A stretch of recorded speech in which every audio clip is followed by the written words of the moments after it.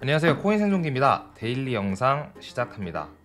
처음으로 보이는 것은 2007년 미국에서 주택 가격이 가장 큰 하락률을 현재 나타내고 있다. 그러니까 2007년 이후부터 보면 지금이 2007년 이후 때 하락한 주택 가격보다 더 많이 하락했다라는 것을 나타냅니다. 이게 무슨 의미냐면 2008년도 때 서브프라임 모기지론이 터지면서 미국의 금융위기까지 이어졌고 또 전세계 금융위기가 함께 닥쳤었죠.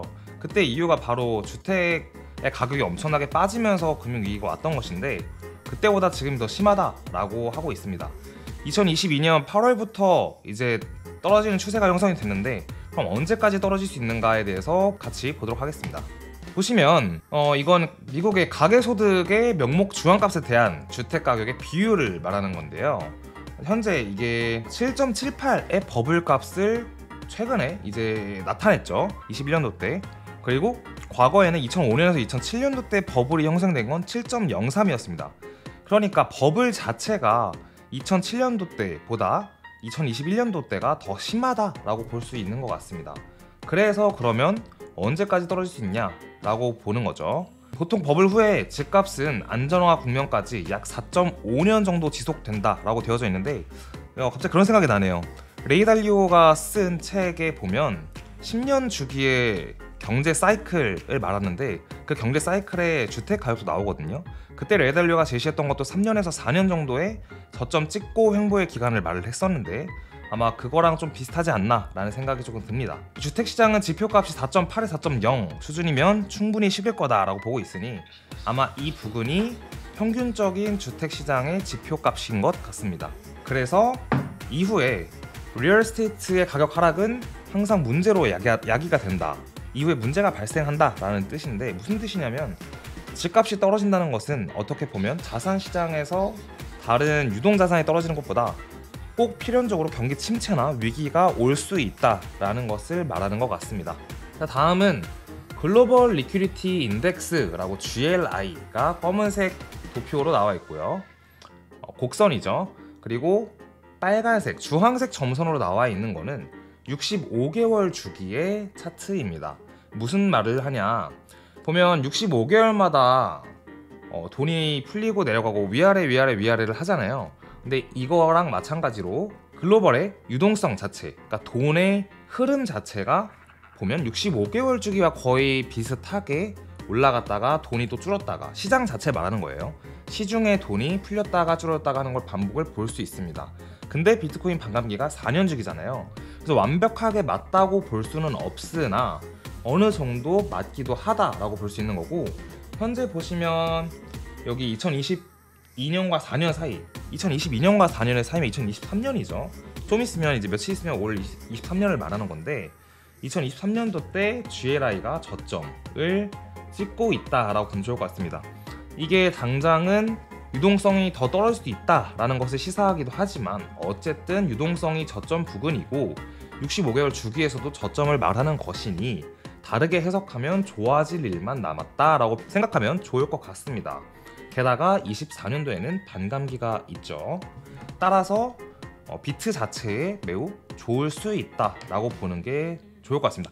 우리는 당장 우리가 보고 있는 FOMC의 금리 당장 눈앞에 2월 이걸 볼 게 아니라 더 큰 그림을 보는 게 우리가 투자하는 입장에서 조금 마음을 잘 다짐하며 할 수 있다라는 거를 말씀드리고 싶어서 보여드립니다. 이거는 1959년부터 나타낸 US 미국의 M2 머니 서플라이인데요. M2 머니는 쉽게 말하면 통화 공급량인데 시중에 유통되는 거를 M2라고 생각하면 조금 더 편할 것 같아요. 실제로 우리가 돈이 융통되고 있다, 소비를 사람들이 할 수 있게 그런 거를 생각하는 게 좀 이해하기 쉬울 겁니다. 그래서 보시면 1960년도부터 돈은 꾸준히 풀려요. 오건영 박사님께서 얘기하신 것 중에 그 유퀴즈에 나와서 말씀하신 거 기억하시는 분도 있을지 모르겠지만 돈이라는 건 계속 지속적으로 발행이 되기 때문에 물가가 오른다라는 것에 다른 말은 내가 가진 화폐의 가치가 떨어졌다라고 말을 그때 표현을 하셨거든요. 마찬가지예요. 그러니까 물가가 오르는 게 돈이 풀려서고 반대로 말하면 돈이 많아지니까 돈의 희소성이 줄어서 내 돈이 가진 가치가 떨어진다라는 말입니다. 그래서 1960년대부터 2021년까지 지속적으로 돈은 발행이 됐고 보면 여기 보이시죠? M2의 발행. 근데 2022년도에는 처음으로 돈이 시중에서 줄어듭니다. 그 말은 엄청나게 빠른 그리고 높은 공격적인 금리 인상이 있었기 때문이라고 생각이 드는데요. 그 이유는 우리가 가지고 있는 돈을 은행에 예치를 하고 하는 행위들 때문에 돈이 소각이 거의 됐다라고 보면 좋을 것 같습니다. 근데 반대로 말하면 또 이게 무슨 뜻이냐? 지난 60년의 데이터 동안 한 번도 빠짐없이 돈이 증가했는데 단 한 번 22년도가 돈이 오히려 증가한 게 아니라 감소를 했다는 거죠. 다르게 말하면 23년도는 확률적으로 지금 되게 간단한 확률이에요, 여러분. 99% 이상의 확률로 초록색인 돈의 증가, 그러니까 돈이 풀리는 거를 우리는 볼 수 있다라고 가정할 수 있는 거죠. 확률이 그렇잖아요, 여러분. 확률 뭐 초등학교, 중학교 때 다 배우는 거 아시죠? 자, 그 다음은 달러 자체를 같이 그럼 보도록 하겠습니다. 앞에서 이제 달러랑 여러 가지 봤잖아요. 돈의 그 융통을 봤으면 지금은 달러 자체 가치에 대해서 얘기를 해볼게요.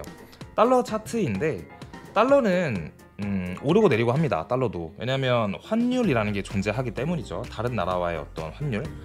자, 달러의 가치는 금리를 인상하면 보통 지금까지 올랐는데요. 달러의 차트적으로만 보면 무슨 일이 있냐? 왼쪽에서 이어진 저항선 대비 차트 기준으로 오른쪽에서의 가격적으로는 올라가서 가격은 올라갔지만 아래 보시면 보조 지표인 RSI에서 지표상으로는 떨어졌습니다. 뭘 말하냐? 이거는 하락 다이버전스라고 보통 표현을 하는데 당장 눈앞에 가격은 올라가 있는 상태, 과거보다 올랐지만 앞으로는 떨어질 가능성이 있다는 걸 시사하기도 합니다. 차트적으로. 그리고 아래 MACD, 흔히 MACD라고도 부르죠. MACD에서도 이제 골든 크로스 이후에 쭉 반등을 하다가 최근에 찍힌 음봉으로 데드 크로스가 나올 가능성을 시사하고 있습니다. 따라서 달러 자체가 장기적으로 봤을 때는 약세에 접어들 수 있다. 달러가 약세일다가 사실상 자산시장, 코인뿐만 아니라 주식에게도 모두 좋았습니다. 그리고 오늘 말씀드릴 거는 파이코인인데요. 좀 어제 핫했습니다. 그리고 한국인들도 꽤 많이 어르신들이 관심이 있는 것 같기도 하고 이걸 다루는 게 되게 조심스럽습니다. 많은 분들이 파이에 대한 얘기를 하고 뭐 주변에서 채굴하신 분들도 있고 해서 조금 조심스럽고 욕먹을까봐 조심스러운데 일단 어제 파이코인이 후오비와 뭐 XT컴 이런 데 상장을 했는데 사실상 현재 거래되는 거는 입출금이 안 되기 때문에 그야말로 인터스텔라 매매처럼 가상의 화폐를 거래하는 거랑 똑같습니다. 저희가 가지고 있는 코인은 원래 입출금이 돼야 누군가가 사고 누군가는 팔고 하는 건데 지금은 살 수는 있는데 누가 파는지 모르겠고 거래소에서 파는 것 같기도 하고 진짜 가상의 거래를 하고 있는데 어쨌든 파이가 어제 당장 거래는 이루어지고 있다 라고 말씀을 드리고 싶고요. 뒤에서 조금 더 다룰 겁니다. 근데 파이를 보면 어디서부터 어떻게 말을 해야 할지 참 어렵네요. 왼쪽 위에 보면 파이코인을 최고라고 사랑하는 어떤 짜장면집 사장님께서 옛날에 가격표를 정해놓으셨는데 짜장면을 하나에 6,000원인데 0.1파이를 받았습니다. 그러니까 이 사장님은 파이의 가치를 하나당 6만원으로 보신 거죠. 짜장면 한 그릇에 0.1파이를 지불하셨으니까 사진이 잘 안 보이실 겁니다. 어쨌든 이렇게 파이를 사랑하시는 분들이 있고 또 하단에 보시면 네, 파이 그런 모임이 개모임인 줄 알았어요. 그런 모임이 있네요. 그리고 오른쪽에 보시면 파이의 코어 팀의 공식 답변이 나왔는데 어제 거래소 상장은 되었는데 이건 실제 파이가 아니다. 왜냐하면 지갑 전송이 불가능하기 때문에 우린 토큰을 주고받을 수 없다. 그래서 가상의 진짜 거래를 하고 있는 거다. 이런 얘기를 하고 있습니다. 자, 그래서 저희가 파이를 조금 더 뭔가 분석을 해드리고 싶어서 데일리 영상에서 파이 네트워크의 사이트 공식 홈페이지에 들어왔습니다. 나와 있는 게 거의 없어요. 내용을 알 수가 없습니다. 백서도 없고 보시면 파이 노드라고 누르면은 일단 뭐 파이 브라우저랑 오픈 더 웹 뭐 이런 게 있는데 이거는 그냥 블록에 대해서 설명하는 거고 그죠? 딱히 볼 수 있는 게 없습니다. 모바일 앱은 다운 받아라. 그리고 그럼 플랫폼이 뭐예요? 라고 물어보면은 그냥 파이 SDK for Building 이라고 나와 있고 데모 파이 앱이라고 나와 있습니다. 그러니까 뭘 하려고 하는 건지 전혀 모르는 상황이고요. 제 입장에서는 보면은 팀이라고 하면 보통 팀에는 CEO, 뭐 CO, CIO, CSO, CMO 뭐 등등 해서 이렇게 있을 수도 있고 뭐 헤드 테크놀로지 개발자가 있고 개발 디자이너는 또 누가 있고 이런 식으로 나와 있는데 단 2명만 올라와 있어요. 보면 기술의 최고 헤드 그리고 제품의 최고 헤드라고 해서 2명이 나와 있는데 스탠포드 박사 출신이라고 합니다. 두 분이.